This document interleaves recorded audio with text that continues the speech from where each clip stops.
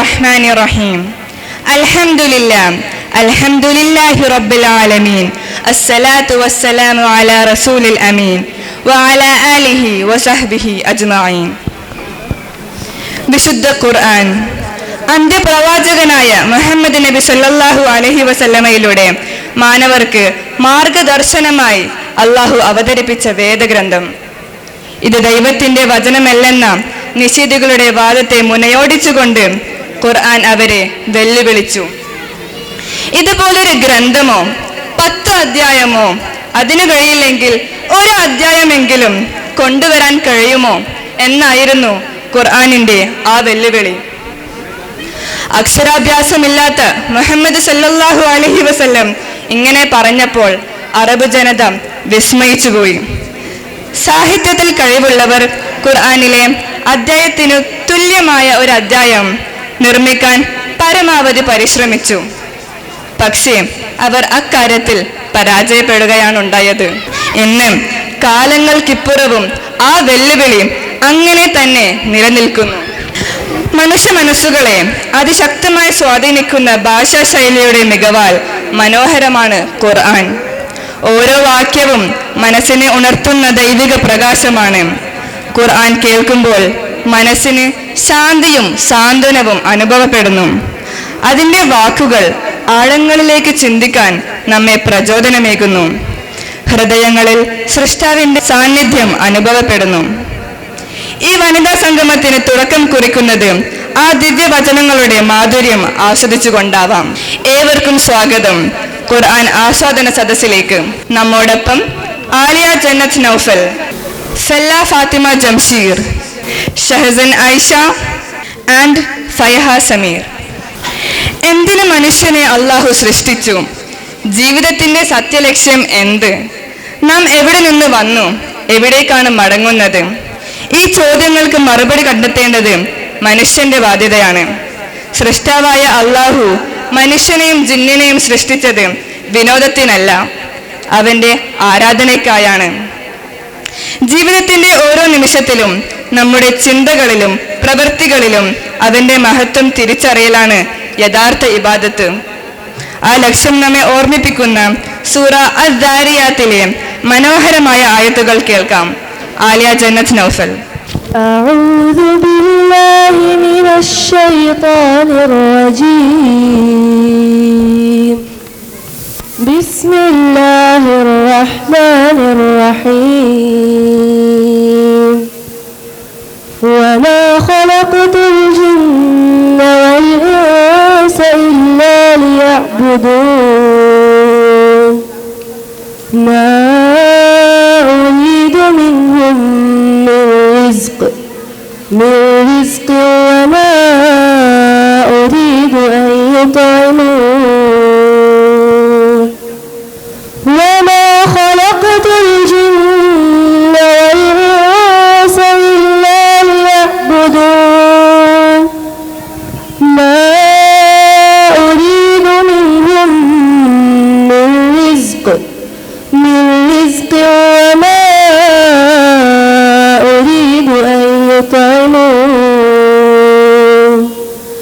إن الله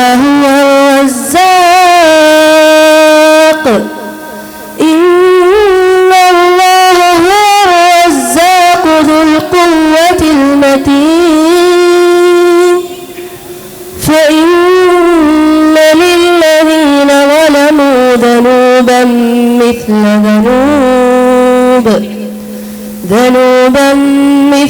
ذنوب أصحابهم فلا يستعجلون.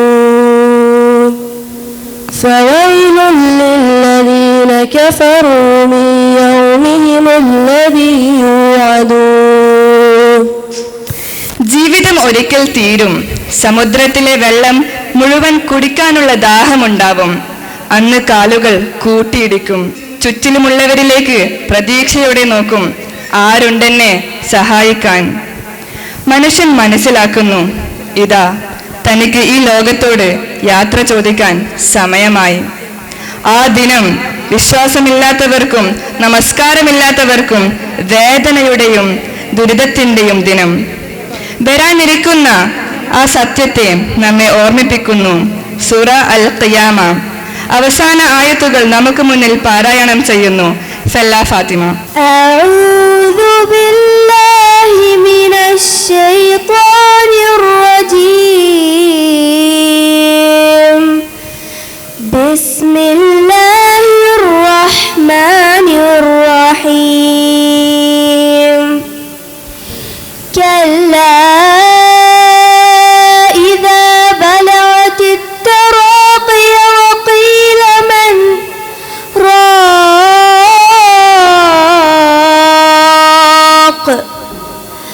وظن أنه الفراق والتفت الساق بالساق إلى ربك يومئذ المساق فلا صدق ولا صلى ولكن كذب وتولى ثم ذهب إلى أهله يتمطى أولى لك فأولى ثم أولى لك فأولى أيحسب الإنسان أن يترك سدى ألم يك نطفة من مني يمنى ثم كان علقة فخلق فسوى فجعل منه الزوجين الذكر والأنثى أليس ذلك بقادر على أن يحيي الموتى. നമ്മൾ ജീവിക്കുന്ന ഈ ഭൂമിയും അതിലെ സൗന്ദര്യങ്ങളും അള്ളാഹു നമുക്ക് നൽകിയത് താൽക്കാലിക ആനന്ദത്തിനായി മാത്രം. എന്നാൽ അതിനുശേഷം ഒരു ദിവസം വരും, എല്ലാവരും ഉണർത്തുന്ന ആ ഭയാനകമായ വിളി മുഴങ്ങുന്ന ദിവസം. അസ്വാഹ, ഖിയാമത്തിന്റെ ദിവസം മുഴങ്ങുന്ന ഭയാനകമായ ശബ്ദം. അതൊരു ഓർമ്മപ്പെടുത്തലാണ്. ജീവിതം ഒരു കളിയല്ല, ഒരു ഉത്തരവാദിത്തമാണ്. ആ ദിനത്തിന് മുന്നോടിയായി ഹൃദയത്തെ തയ്യാറാക്കാൻ നമ്മെ വിളിക്കുന്ന സൂറ നാസിആത്തിലെ ആ മഹത്തായ ദിവ്യവചനം നമുക്ക് ആസ്വദിക്കാം. പാരായണം ചെയ്യുന്നത് ഷഹസൻ ആയിഷ. أعوذ بالله من الشيطان الرجيم. بسم الله الرحمن الرحيم. متاعا لكم ولأنعامكم فإذا جاءت الطامة الكبرى يوم يتذكر الإنسان ما سعى وبرزت الجحيم لمن يرى فأما من طغى وأحسن حياة الدنيا فإن الجحيم هي المأوى وأما من خاف مقام ربه هي المأوى فإن الجحيم هي المأوى. يسألونك عن الساعة أيان مرساها فيما أنت من ذكراها إلى منتهاها إنما أنت منذر من يخشاها كأنهم يوم يرونها لم يلبسوا إلا عشاء أو ضحاها. ജീവിതത്തിലെ ഓരോ നിമിഷത്തിലും അള്ളാഹുവിനെ ഓർക്കുന്നവരാണ് യഥാർത്ഥ വിശ്വാസികൾ. നിൽക്കുമ്പോഴും ഇരിക്കുമ്പോഴും കിടക്കുമ്പോഴും അവരുടെ നാവിൽ ഇലാഹിന്റെ സ്മരണ ഒരു നിമിഷം പോലും മങ്ങിയിട്ടില്ല. സമാധാനവും ആത്മസന്തോഷവും നിറച്ച ആ സ്മരണയാണ് വിശ്വാസിയുടെ ഹൃദയത്തിന്റെ ജ്വാലയും അവന്റെ ജീവിതത്തിന്റെ വെളിച്ചവുമാകുന്നത്. നമുക്ക് വേണ്ടത് പ്രാർത്ഥനകളാണ്, ഇസ്തിഗ്ഫാറുകളാണ്, റബ്ബിലേക്കുള്ള ദുആകളാണ്. പ്രാർത്ഥിക്കാം നാഥനോട്, തേടാം പാപമോചനം, ചോദിക്കാം അവന്റെ കാരുണ്യം. സൂറ ആലു ഇമ്രാനിലെ ആ മനോഹര വചനം നമുക്ക് കേൾക്കാം. ഫൈഹ സമീർ. أعوذ بالله من الشيطان الرجيم. بسم الله الرحمن الرحيم. الذين يذكرون الله قياما وقعودا وعلى جنوبهم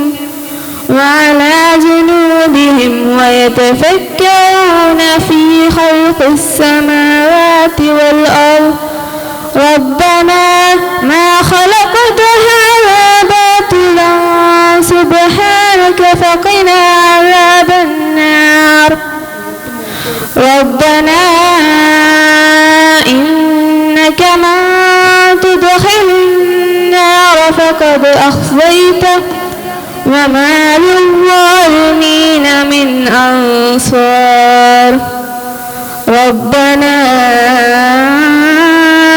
إننا سمعنا مناديا ينادي للإيمان أن آمنوا بربكم فآمنا ربنا فاغفر لنا ذنوبنا وكفر عنا سيئاتنا وتوفنا مع الأبرار ربنا وآتنا ما وعدتنا على رسلك ولا تخزنا يوم القيامة إنك لا تخلف الميعاد. ശുക്രൻ, ജസാക്കുമുല്ലാഹു ഖൈർ.